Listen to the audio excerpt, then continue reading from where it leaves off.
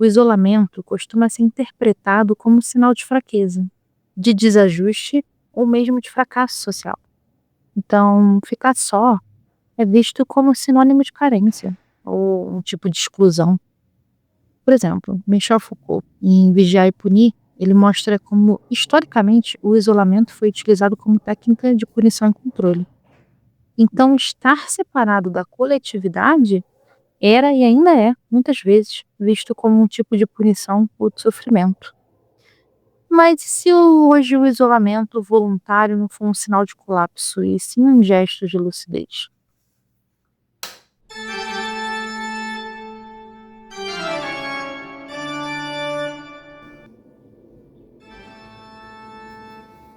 A gente vive uma era de hiperconexão e, paradoxalmente, de crescente desenraizamento. A vida contemporânea é marcada por um excesso de estímulos, de demandas, de vínculos frágeis, vínculos superficiais, de sobreposição de discursos. Não tem mais silêncio, apenas uma grande cacofonia. Tem um livro que eu já até citei aqui no canal, em outros vídeos, A Sociedade do Cansaço.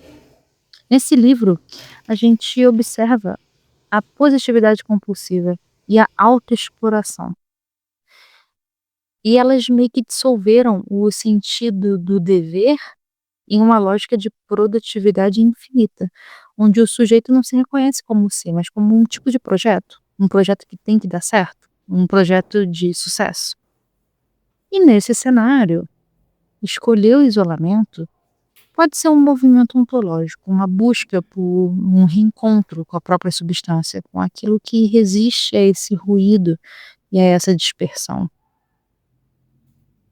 E não se trata de fuga, mas sim de resguardar a própria inteireza e fazer um tipo de retorno. Um retorno ao que é essencialmente humano, a capacidade de habitar a si mesmo sem a mediação constante do outro. Hoje, talvez mais do que nunca, a solidão voluntária é uma forma de sustentar a própria inteireza, um gesto filosófico de afirmação do ser em meio ao colapso do sentido. Tem uma frase do Nelson Rodrigues, numa crônica, que ele fez em 68, se eu não me engano, que se chamou Paulista. E tem uma frase bem marcante nessa crônica que diz: a pior forma de solidão é a companhia de um paulista.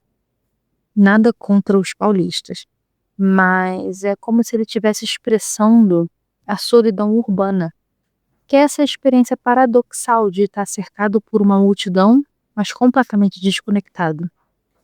Na cidade grande, todos estão imersos em suas metas, prazos, a vida gira em torno da produtividade.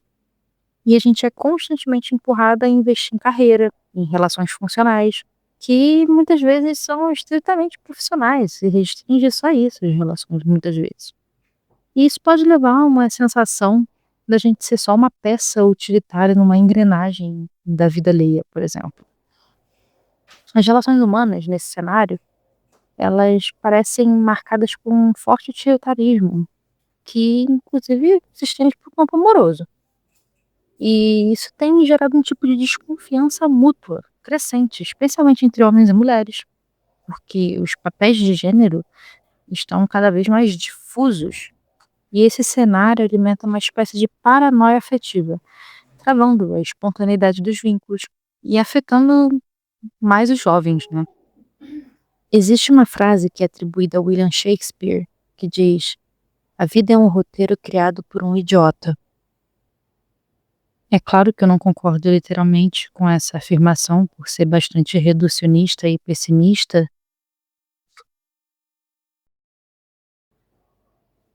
mas pode ser que muitas pessoas vivam um roteiro que foi sim escrito por um idiota, que são bolhas, né? E nesse roteiro, as pessoas são atores que ficam correndo no meio da cidade, no centro da cidade, para lá e para cá, cheio de som e fúria, porque se não chegar na hora no escritório, tá ferrado. Esse é o homem contemporâneo, sempre apressado, ansioso, imerso em compromissos, metas, corre de um lado para o outro, mas no fundo sente que faz isso apenas porque é parte de uma engrenagem impessoal.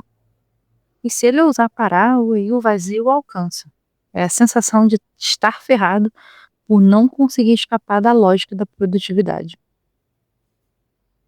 E desde que convenceram a gente, na nossa sociedade, a buscar um tipo de felicidade plena e o sucesso constante se tornou uma obrigação, ficou ainda mais difícil lidar com a solidão, porque a gente vive sob pressão de ter que estar bem, de parecer bem, estar bem, vencer o tempo inteiro.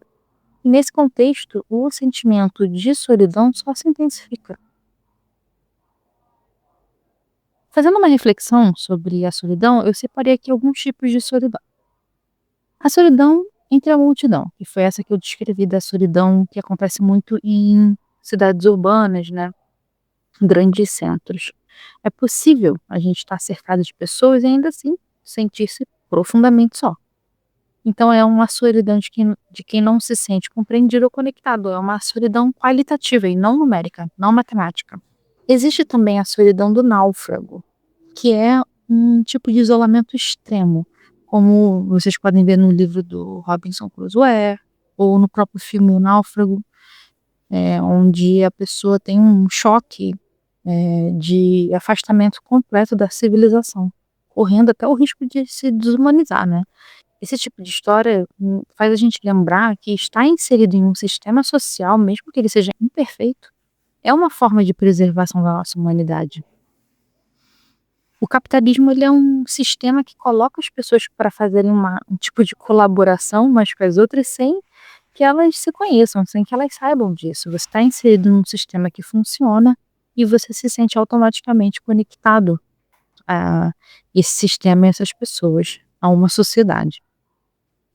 Outro tipo de solidão é a solidão na velhice. Muita gente fala da solidão na velhice como se a pessoa fosse abandonada na velhice. Mas não é bem assim. O próprio idoso, muitas vezes, se cansa do mundo e se isola. Porque o mundo cansa, o mundo é cansativo. Muitas vezes os amigos também morrem, então a pessoa tem preguiça de fazer amizade com novas gerações. Então a socialização se torna muito difícil. Não é simples de você ter disposição para conversas ou criar novos vínculos quando você tem, sei lá, 85, 90 anos. Então a velhice, ela pode vir acompanhada de um tipo de silêncio pesado, mas ainda assim é possível você cultivar um gosto pela vida nessa fase mais solitária. Existe também a solidão do jovem introvertido. O jovem introvertido, ou eu poderia dizer o jovem de um modo geral, ele não necessariamente está mais isolado, mas ele se sente assim, ele é mais sensível à solidão. Ainda assim, ele tem uma vantagem a favor dele, que é a capacidade de poder fantasiar. Um intercâmbio que eu vou fazer para a Europa, ou fantasiar um grande amor, ou fantasiar que vai fazer sucesso e ficar famoso. Então existe um tipo de esperança, imaginação que preenche esses momentos vazios de solidão, coisa que o velho não tem. O velho, ele já não tem mais essa capacidade de sonhar. Mas essa sensibilidade dos jovens, a sensibilidade à solidão, necessidade de ser aceito, de fazer parte, muitas vezes se manifesta em formas de escapismo também, como o uso de álcool, de substâncias, né, que ajudam na socialização. Tem muita gente introvertida que bebe para poder se socializar. Eu mesma fui um exemplo disso, quando eu era nova. E também é uma forma de facilitar até o sexo, né. Então as pessoas se reúnem para beber, para facilitar as conexões e as relações. É um tipo de escapismo, mas pode também, às vezes, para algumas pessoas ser uma solução temporária, para um problema maior que é ter que lidar com uma solidão, se você ainda se sente incapaz de fazer proveito dela. Existe também a solidão afetiva, que é você não ter um parceiro amoroso. E isso pode despertar um vazio bem profundo, né. Existe um anseio pela partilha mais íntima. Mas a gente vive em tempos bem estranhos, tempos em que parece que a conexão amorosa foi empacotada, medida e transformada em transação. As relações amorosas, que deveriam ser um espaço de encontro, de cuidado, estão cada vez mais se moldando à lógica do utilitarismo emocional. Então, o amor virou um produto e as pessoas viraram funções, mas ainda assim há um profundo desejo de conexão. mas também um profundo medo dela. O medo de ser tocado pela verdade, de se expor. Por isso que muita gente até às vezes prefere a solidão, por esse medo.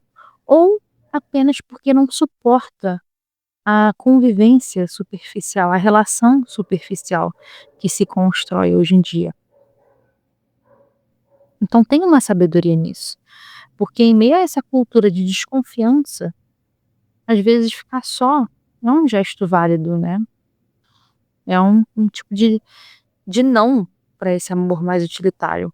E um sim é a possibilidade de se encontrar antes de se perder aí nessas conexões malucas.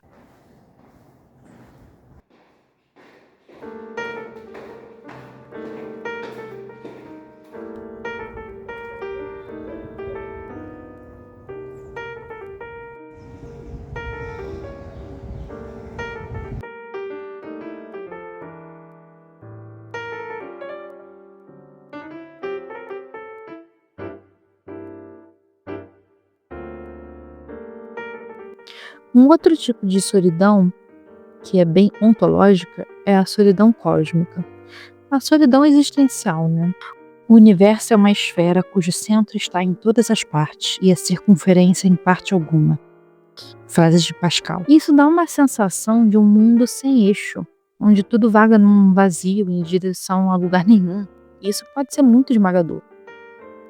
É como você estar perdido em uma contingência cega, seja ela física ou temporal.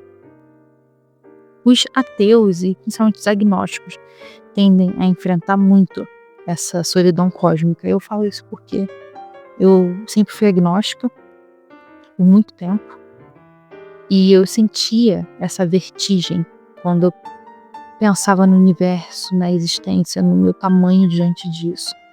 E essa sensação é realmente esmagadora. Não é à toa que pessoas, né, que se perturbam muito por isso, como era o meu caso, recorrem à espiritualidade. Descobrem alguma religião, até alguma crença. Tem gente que, por exemplo, até busca saber sobre vida extraterrestre, porque tudo isso acaba se tornando um refúgio simbólico para lidar com essa vertigem, né? E finalmente existe a solidão voluntária, que é o foco desse vídeo, que é o mais interessante. Que ela é histórica, sempre aconteceu e continua acontecendo, e eu acredito que hoje em dia a gente tem até mais ferramentas e motivos para tornar essa solidão voluntária uma realidade. E ela não é um sinal de abandono ou de tristeza. Às vezes, escolher esse isolamento é só um gesto de autocuidado e de se preservar de um mundo que está tão saturado e burocrático. É uma recusa silenciosa à hiperconectividade, à superficialidade dos laços modernos, à lógica da performance e do consumo emocional. É meio que tá de saco cheio do mundo. Então, pode ser visto como uma fuga. Muita gente vê dessa forma, ou vê como uma forma de se limitar, de se estreitar. Mas como tudo é ambivalente, né, existe um lado muito rico nisso, e muito corajoso, que é uma busca por si mesmo, pela sua própria presença. E essa escolha ela não precisa ser definitiva, e nem dramática, ela pode ser apenas um tempo de recolhimento. Não é tão fácil as pessoas ao redor entenderem isso, às vezes, né? Mas, bem, já vimos muitos filósofos que apoiavam essa postura. O Nietzsche, por exemplo, tem uma citação dele no Assim Falou Zaratustra, que ele diz: "Fugi, amigos meus, para a solidão. Vejo-vos surdos pelo ruído dos grandes homens e picados pelas pequenas picadas dos homens ínfimos." A natureza também é vista como um campo de refúgio para o homem, né, porque é onde a gente reencontra um ritmo mais humano, onde o tempo desacelera, onde a gente consegue respirar com mais calma. E a convivência com animais também pode ser profundamente curativa. Gatos, cachorros não cobram coerência, não exigem explicações, eles estão ali simplesmente com uma presença silenciosa, amorosa, que preenche o que as palavras não alcançam. Tem o livro do Thoreau, que eu já falei aqui, né, o Walden, que ele ficou 2 anos vivendo numa cabana à beira de um lago, afastado da sociedade. E ele dizia que o objetivo dele era viver profundamente e sugar todo o tutano da vida. Para ele, a solidão era uma forma de depurar a existência humana e se livrar daquilo que é desnecessário para encontrar o essencial.